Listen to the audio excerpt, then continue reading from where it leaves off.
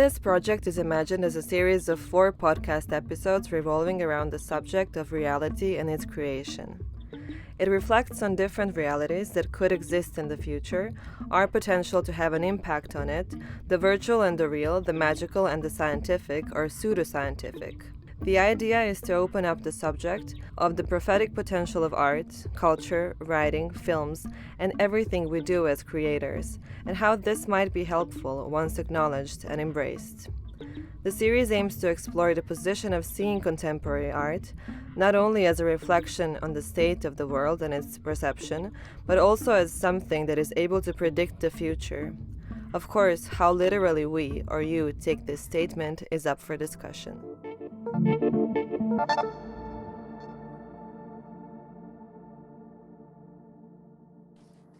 Hello.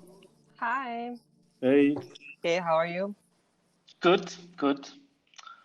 Had a busy day? Busy day as usual now, I would say, because there are lots of people coming to visit the shows. Nice. Cool. Today I'm talking to the curator Luca Lo Pinto, who is currently the artistic director of Macro in Rome. I met Luca when he was the curator at Kunsthalle Wien, and I remember finding out about him receiving this position at Macro just as the pandemic was setting in. And I thought to myself, wow, this is going to be a tough job. So for whatever reason, the overlap of the COVID pandemic and the shift in Macro's identity really stuck with me. And perhaps because of maybe the gorgeous bulletin with this new logo showing the picture of an octopus, looking a little bit like a child's drawing, which immediately makes the museum seem more approachable, I'd say. I think that's what kind of made it really engraved in my thoughts. So, Luca, thank you for being here with me today. Sorry for the long intro. Thanks for having me. It's a pleasure. So I'm actually looking at the first bulletin that I received from Macro. Uh-huh. So, and I'm just gonna read a little bit from it. It says, with Museum for Preventive Imagination, Macro becomes an exhibition, understood as a form and a place of production through a single exhibition project extending over the course of 3 years. The program of the artistic director, Luca Lo Pinto, thus experiments with an elastic interdisciplinary museum structure that makes artists and their thoughts its central focus. So I've got so many questions about the project. And firstly, I have a question about the title, Museum for Preventive Imagination. I saw that it comes from another title, which was Bureau for Preventive Imagination, right? Yes. The title is an homage to an artistic project made by a group of artists, I would say conceptual artists, who were active in Rome in the 70s. They had a quite strong political agenda, and they invented this sort of fictional agency, Bureau. And they were inviting other artists to produce projects, mainly in public space.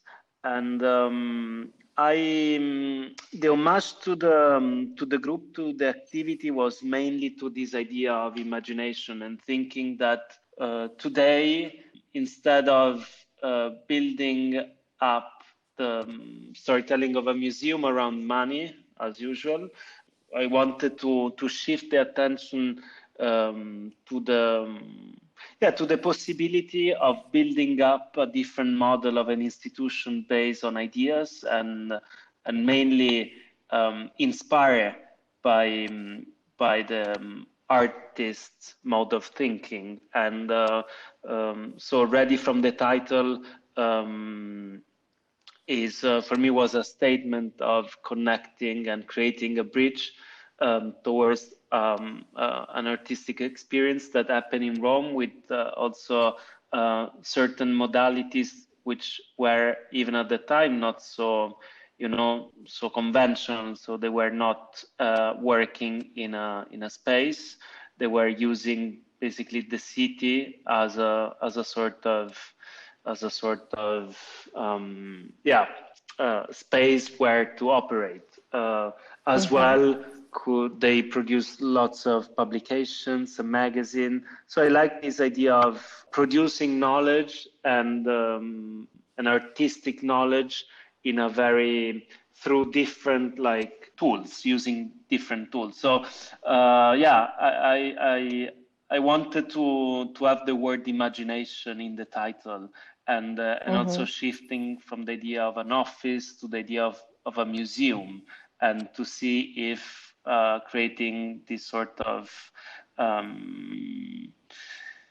almost patchwork of this of experience, that one was completely against the institution, was outside of institution, and today instead we are trying to see if it's possible as an experiment to build up an institution based on also this sort of antagonism or critique of the institution. So it's really a program, an idea based on the tension between these two polarities of, on one end, of being an institution and not trying to be something else completely different, but at the same time to really question the fundament of this model. I really like the phrase preventive imagination. So I guess maybe what's interesting to me in this is the word preventive, actually.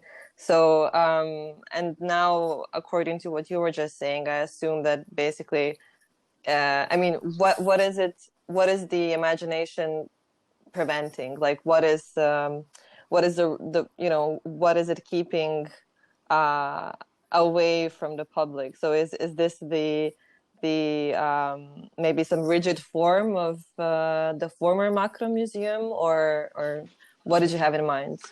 No, but in general, I think the word preventive imagination, which sounds, of course, difficult to understand, is not really intuitively a word that you can, or like a concept you can get immediately.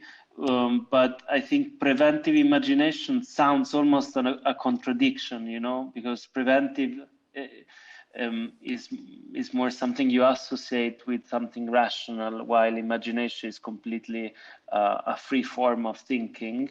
And but this was, I think, connected, at least from my project, to the idea of combining on one end a very sort of scientific and methodic approach. So, for instance, the ambition to create a very sort of rigid structure, editorial structure, but in order to create then a improvisation. So is a bit like this Ulipo, this literary group that were combining chance with mathematics. Is a bit the same idea. And preventive imagination, now it's really a common situation for for everyone, I would say, because we are still working in the present, trying to anticipate the future, but since it's completely, we are living in such a deep limbo where you have to have this sort of double sensibility. You have to imagine something, because the present and the future is unpredictable, but at the same time, you know, you have to get an understanding of the thing. And this is the main think of how the idea of also using this title as a certain ambiguity that I like, but of course was not so easy, you know, as a title for an exhibition or for a museum, and that's why I thought the necessity of having an avatar, and that's why we got to the idea of the octopus, of having as a symbol of the museum, as a sort of quasi logo. Also, it's not exactly a logo, since first of all, it was designed by an artist, so it's not something we found on a data bank, or this logo pre-design. And there are different type of octopus. So the idea is to I thought this animal is really the perfect example of the present. Of course, you can think from Don Haraway, but also the model of having one body with many extensions, with many tentacles. Exactly. And this is really what the program is. The idea of a magazine, of thinking the museum as a magazine, which has different sections, so different tentacles, but these different tentacles, even if it's a fragmented body, is still a body. So there is a unity, and so, but it's not. It's up to you to then reconnect to the main body. So this in between situation, I think, is maybe in the DNA of the whole project. Yeah, I've noticed that the octopus actually really has a resurgence lately. I don't know if I watched this teenage series on Netflix called The Chilling Adventures of Sabrina, and it was really funny that they were actually referring to so much of H.P. Lovecraft's mythology, and this Cthulhu octopus-like creatures, like they occur in this Netflix show. And so I was really thinking about it as well, how this symbol of the weird and the strange octopus is it, sort of, right? And then I even see it kind of as a symbol of the world that we're living in today. So I think it's a really, really great choice for the project that you're doing. Also being the avatar, being embodying the museum is also the reason why the newsletter, the voice of the museum, is always like in first person, and is the octopus, is the museum that is talking to you. And this is the result, again, of self-questioning, also the whole protocols with which a museum speaks today. So speaks today in terms of exhibition language. For instance, I always want to have the artists writing the captions, and so having really putting at the center of the museum the artist's voice, not only the work. And as well for the newsletter, I thought, why all the institutions, all the galleries always speak in third person with this sort of fake objectivity, which I always get a feeling of also a certain not arrogance, but I like to create a more intimate and more kind of smooth or even relaxed kind of situation. So I thought, if we are trying to do to create a different model, or at least try to do our best to do that, we have also apply this approach to everything, including the way the press releases are written, the way the newsletter is. And I was honestly even surprised by the feedback that I had, because it looks, to me, sounds not a revolutionary idea, something basic, It just is the result of a process of self-questioning more than anything else.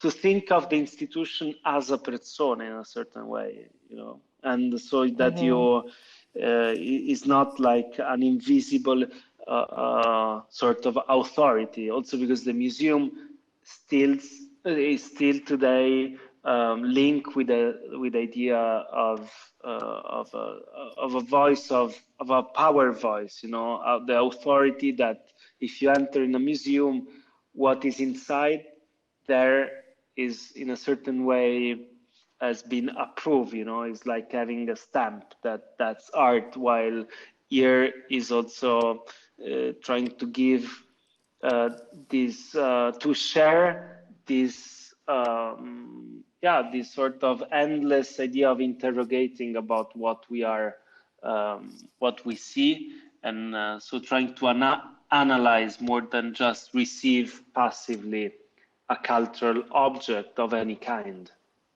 Mm-hmm. Mm-hmm. And if so, for example, you've mentioned the artists and how they're very important now. So not just their works, but also their voices in the new museum. Mm-hmm. And so I was just, thinking about this very phrasing that you're having. So if the artists are now the central focus of the museum, then where would you say was museum's focus before?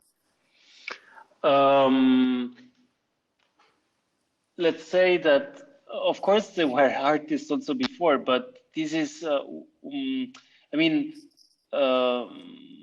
what I propose here at Macro is really the result of endless conversation with artists. And I got the feeling that when they collaborate with institutions is always a great privilege especially of having the possibility of dealing with a wider type of,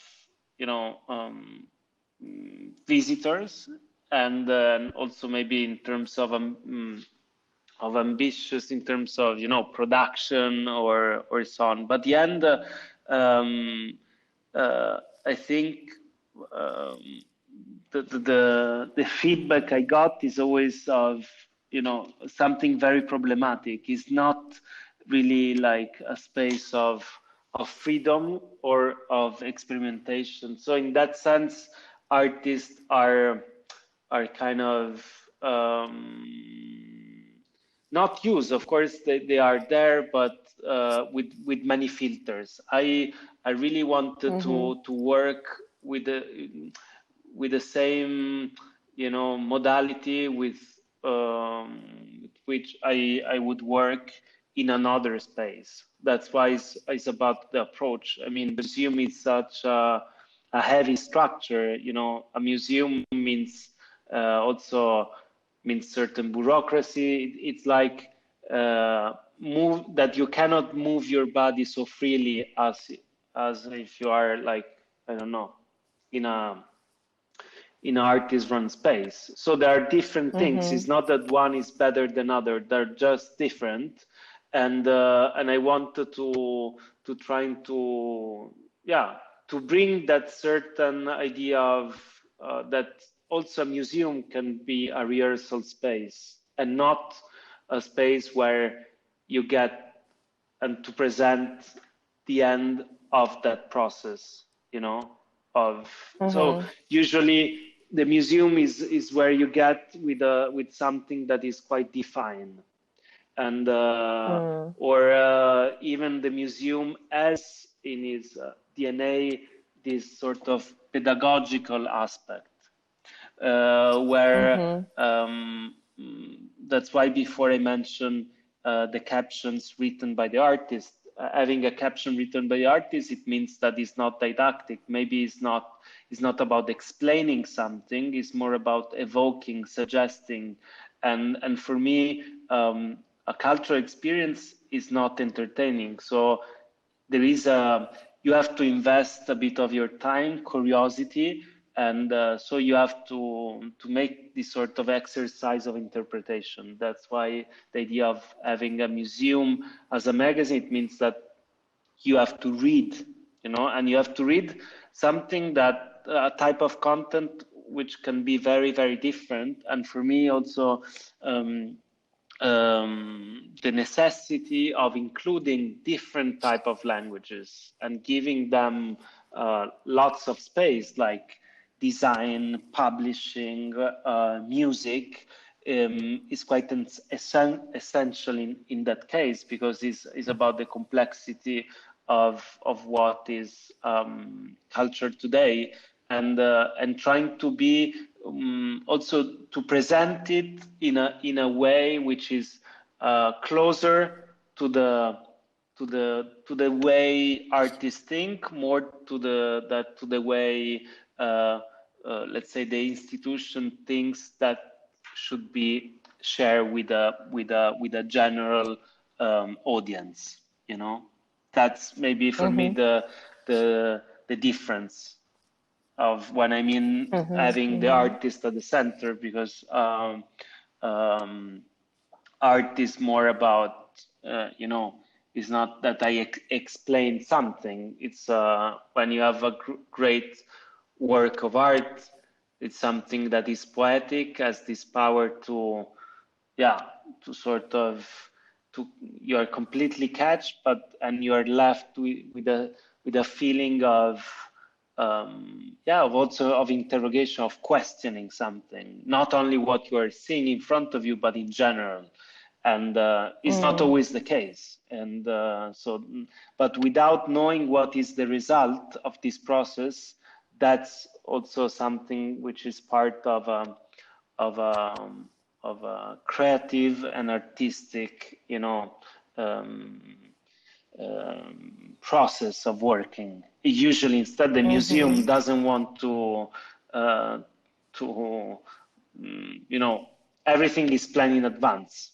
Here, instead, I don't know everything what could happen. It's more about activating, so it's a big risk. Yeah, but it's also very appropriate, like responding to the time that we're living in. I mean, 2020, for example, was basically, like you couldn't make any plans anyway. So I guess it's quite apt. Yeah, I mean, I think this museum, since has a very dysfunctional architecture and had a very precarious and troubled history, I thought could have been the perfect kind of model from where to start this, something you can to take this object and trying really to investigate it, and maybe here it's easier to do it here than like in a major museum. I've never been to Macro, actually. I know that Odile Deck was the one who did the renovation. Yeah. And that's probably just because my first degree was in architecture, so I was quite interested in architecture. So how would you describe the space? Why do you think it's complex? First of all, because it's a museum made of two bodies. One, the old one, is a former beer factory. So it's an example of industrial archaeology in a certain way. And so it was not meant to be a museum, since it was a factory, and the museum opened at the end of the 90s and was only in this old part. But then in 2000, they realized the space was not enough, and it needed like an expansion. So there was an international call, and the Odile Deck Studio won. And after 10 years, the museum opened also with this new wing. So you have is an architectural pastiche in a certain way, because you have this like Dr. Jekyll and Mr. Hyde type of personality. One is completely postmodern, the Odile Deck, and the other instead is, as I said, a former factory, old with different rooms connected by two tunnels, sort of passages. My feeling as a visitor every time was of feeling completely lost. And also because the space is huge, it's like 10,000 square meters. So having these sections or having this editorial structure and is first of all a way to give tools to those who are visiting the museums to navigate into the space, not only like physically, but also conceptually. And so I really like the fact that you can flip through the pages of this magazine, and we, in fact, we did lots of work and research to find the best way to apply this physically to the space. So in front of each exhibition space, you have these big, colorful, yellow flue sort of covers for the different section, where you have the title, a short explanation. So I think was really, really important also the way you display an idea, especially because the museum is the only museum of contemporary art in Italy, which has no ticket entrance, so it's completely for free, and this, I think, it's quite important today. Yeah, I wasn't really thinking about it, but yeah, that's true. I mean, here in Belgrade, I think you can still. Actually, I'm not sure. I think now we do charge for all museums, but it's really symbolic. But there are usually particular days on which you can actually enter for free. But yeah, that's very important. Yeah, that's why the idea that you have just one project articulated in 3 years is also the idea that you, to overcome the idea that an exhibition is a fixed object. But since it's like having the museum becomes as a sort of online magazine where you do reshuffle, you have a new content coming. So you don't, I think I wanted to create a condition for, inviting people to come to the museum, not only one, but just really, communicating the idea that you can go there not just for a single cultural experience, but is a place where you can go back, you can visit just one thing, and so you don't have to feel the burden that you pay a ticket and then you have to, to see everything like from A to Z, because this is not the way we live today. And so there is lots of fragmentation. There are lots of different type of contents associated, but at the same time, there is a system, and so I like the idea that you can come here and just focus on one section. It's like a magazine where you have autonomous columns, and so you don't have to. It's not like a novel that you have to read from the beginning to the end, because if you start to read a novel in the middle, you lose the plot.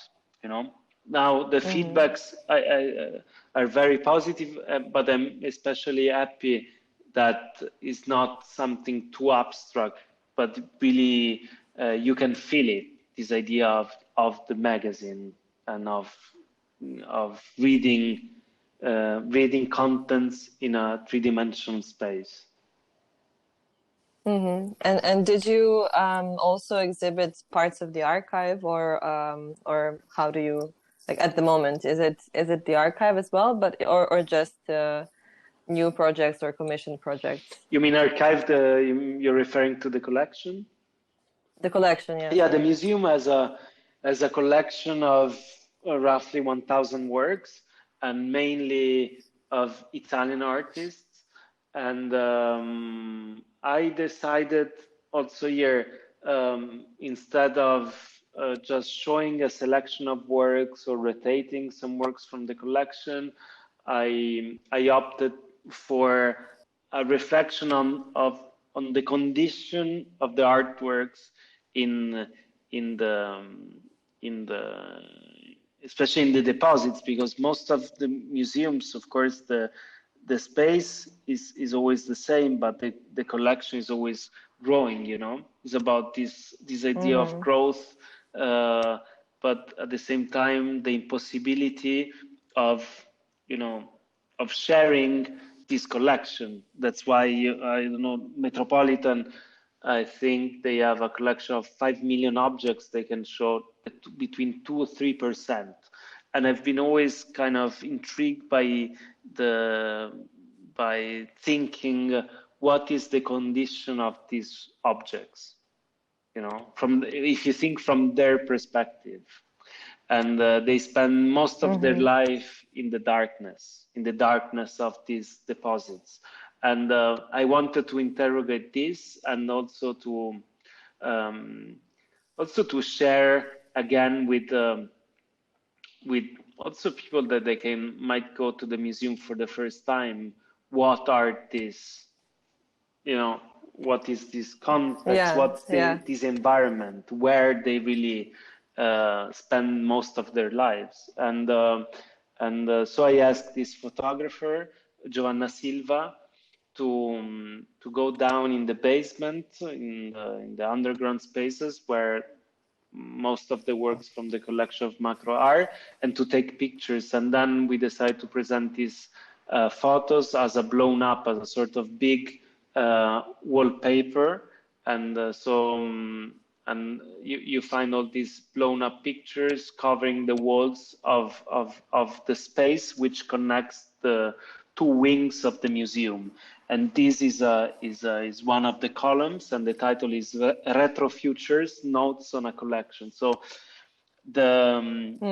all these big environment with these big images, photos is meant to be a sort of big desktop to embrace the works of the works of young Italian artists. So we started now by presenting 11 works, but then every month we are going to add a new piece. So on one end, you will see a collection in theory growing. At the same time, it's like visiting a group exhibition without a theme. So basically it's the content that is driving and is shaping the show, but is an exhibition that is changing.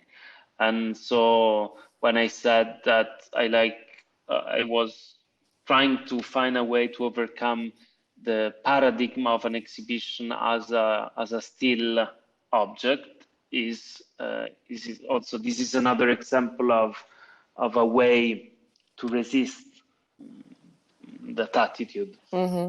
Oh, it's funny because when you talk about it, like for example, when I read that the exhibition, as you call it, basically lasts for 3 years, I kind of had this idea that actually it's the museum itself that's being on display, or like everything that's happening in and around the museum is part of this ongoing exhibition.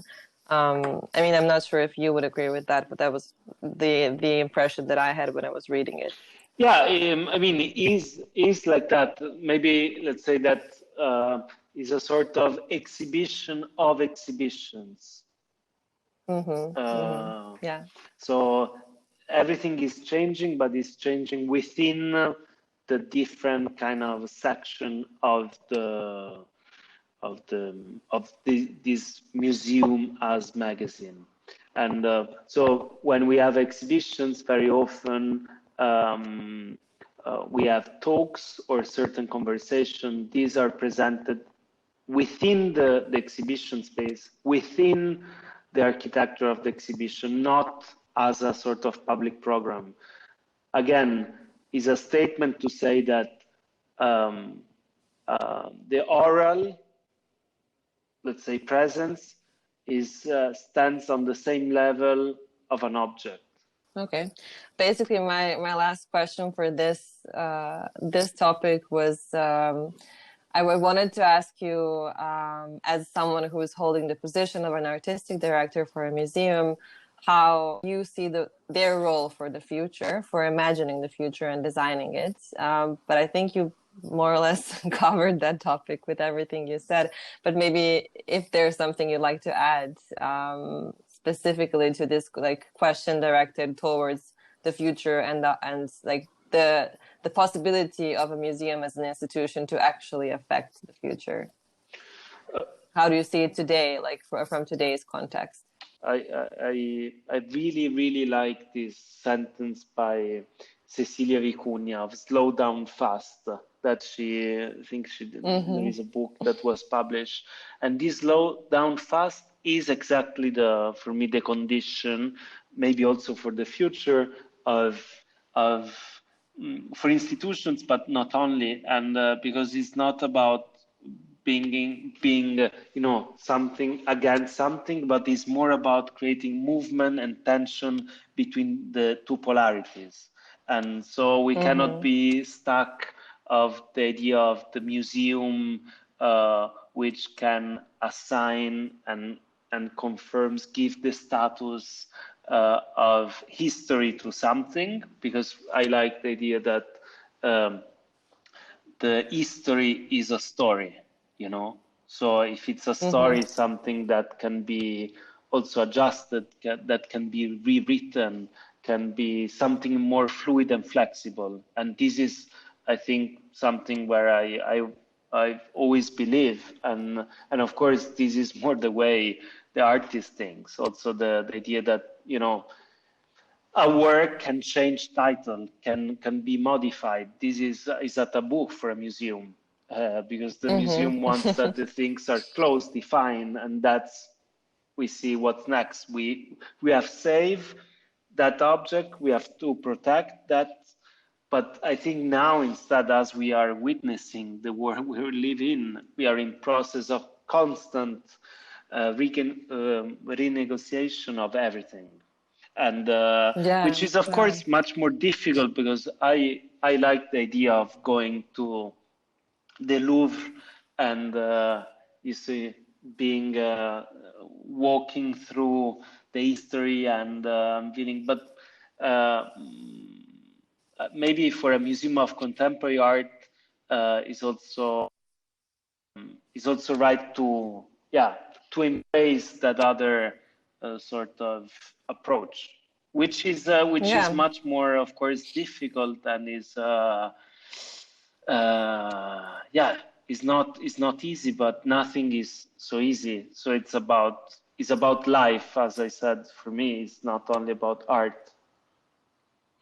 Yeah, I mean, basically, like one of the main reasons why I had this question even before we started talking was because, from the position of someone who grew up in Serbia, where most museums don't keep up to speed with the international ones, mostly due to the lack of funds in the cultural sector, I've always been curious about institutional critique in the West, because I completely understand this position of actually wanting to put things on a horizontal level, like to give less authority to the museum, but also to kind of make it more friendly, and not in a way that minimizes its effects, but in a way that makes it more approachable.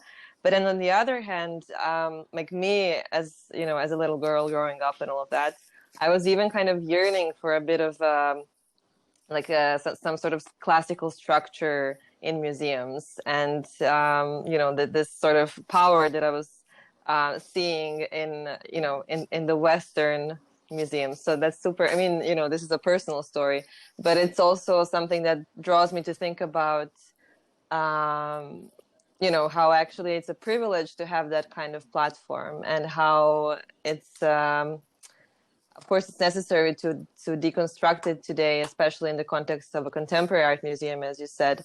But it's just, I guess it depends on where you are, and Sure. whether you're in Italy or in Serbia or in another place in the world. Yeah. Just wanted to touch upon that in the end. So another thing that you mentioned right now was something about, like history, about basically telling a story in a sense, or like making us choose between different stories. And this kind of reminded me of, I think this was the last exhibition you did at the Kunsthalle Wien. I'm not sure if it is Time is Thirsty. Yeah. So unfortunately I couldn't come and see it, even though I was frequently visiting Vienna in that period. And I didn't get a chance to see it, but I found it interesting that it almost coincided with Time, which was Anna Sophie Berger's solo show in Belgrade, where we actually met, the two of us, and how both shows refer to time as a category. And also both feature Anna Sophie, basically. Yeah. So that was just like a funny coincidence. But I was actually curious about the title. How is Time Thirsty? What were you referring to?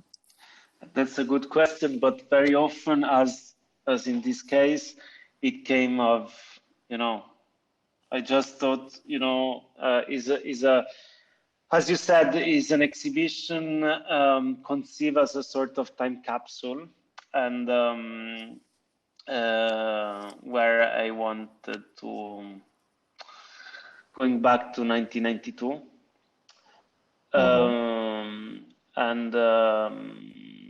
but I didn't want to have a very didactic title, not too dry, so nothing like 1992, 2020, something a bit more poetic, and then I thought, time is thirsty. But honestly, there is no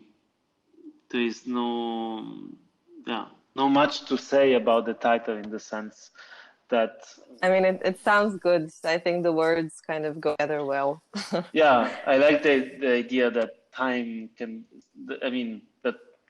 be thirsty, and but also that exhibition actually really came from this feeling of instability, of also trying to experiment with the exhibition per se. And also, I would never imagine myself to direct a museum. And for me, the idea of shifting and transforming a museum into an exhibition is also a way to make, to play the game with using tools which I'm more comfortable with, and so it's at the end, that exhibition was really a sort of kind of prequel of what I'm doing here at Macro. And in a sense that it overlaps pieces from different time periods. Yeah, it's also approaching, and it's hard to say, but is in a way was an exhibition that started again from a personal condition of being completely lost and I think 1992 in a certain way, reading for instance Mark Fisher, and I felt also, because in 1992 I was basically 9 so I was not really so conscious of what was happening at the time, and I feel there were certain kind of connection to the actual situation, so of being completely in this limbo, and instead of immediately finding an answer, I wanted to share and creating through an exhibition, recreating an experience where we can, all of us together, exchange and ideas, and how to share this moment of uncertainty without going for the fast answer, and so in that sense, I think that the Museum for Preventive Imagination is founded on the same kind of fundament of sharing with others this feeling that things that are not always so fixed, that can change. So it's, and of course now we live in a condition where we want stability, but all of us, we are precarious. I don't know what I will do in the next 3 years. And Exactly. I didn't, instead of trying also for myself to find an antidote, I decided to, to continue and to go in the mouth of not of the enemy, but of this monster, and to see what's happening.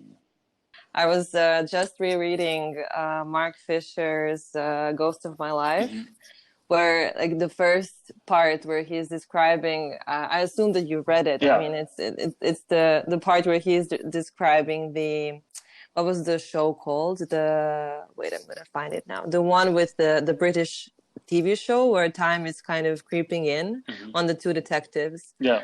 So basically when I read it, I thought of this exhibition, your exhibition actually. So I thought of how implying that this time capsule kind of contains elements of time from the past. It did remind me of what he was writing, and in a sense, it also connects to what I'm doing here for this project. Not just for the podcast, but also for the exhibition that's going to be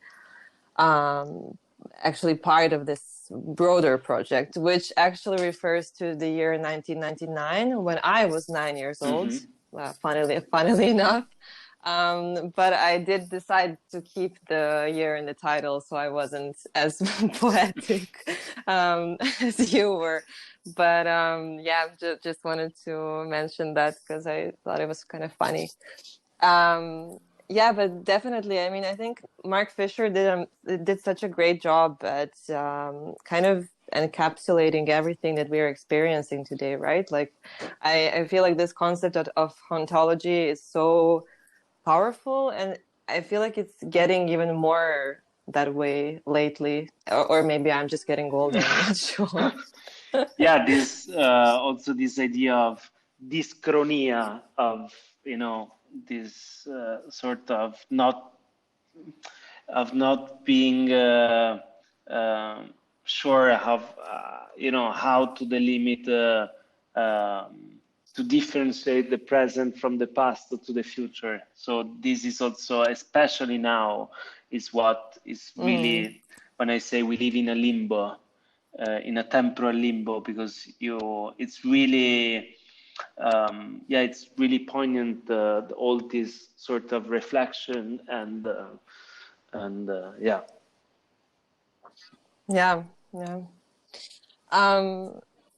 I guess, I mean, one of the last things that I kind of wanted to touch upon with you is basically this, the main theme of the podcast. And so I kind of imagined it as something that would inspire thoughts about how art and culture shape the future, but also, I guess there's a little bit of this pseudo-scientific aspect to it.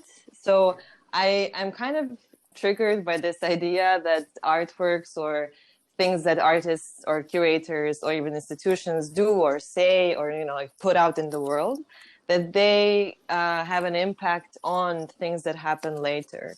So I kind of created this brief, which is going to be heard in the beginning of the podcast, which is basically what I sent you today. I'm basically thinking about this can sound a little bit new agey, but on the other hand, I'm curious about how you feel. Like, do you ever have this experience that artists as sensitive or creative or informed people who are inquisitive about the world, do they have this knack for predicting the future in any sense?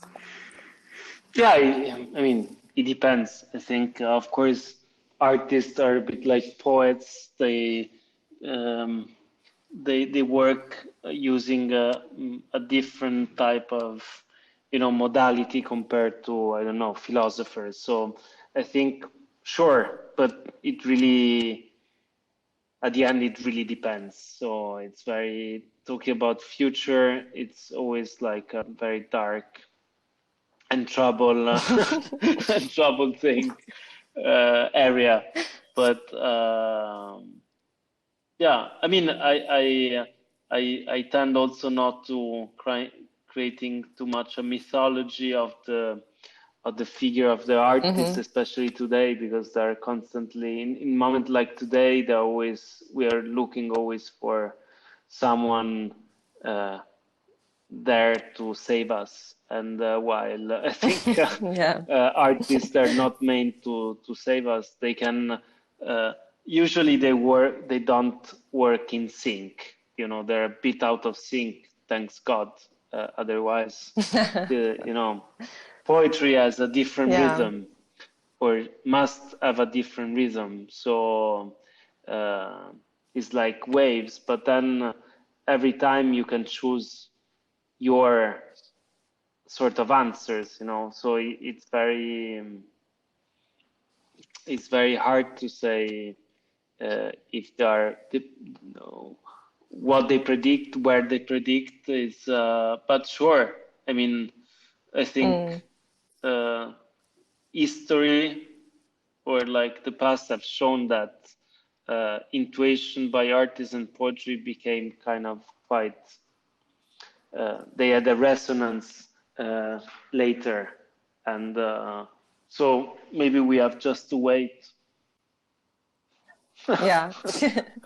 I mean, I guess that was kind of the thing that inspired this thought. I mean, there were a couple of them, but one of them was now I can't even remember who said it. I'm gonna edit this and insert who said it. But there was someone, I think it was Heidegger, even like one of those old school philosophers from the 20th century, who said something that that contemporary art needs to have a futuristic component, so that in order for something to be contemporary, it also needs to be oriented towards the future. So I think this was the first time when I thought about this idea, generally, that there is something a little bit prophetic in that. Like you have to guess or like intuitively feel, in which way, like direction the world is moving. So that was kind of inspiring to me.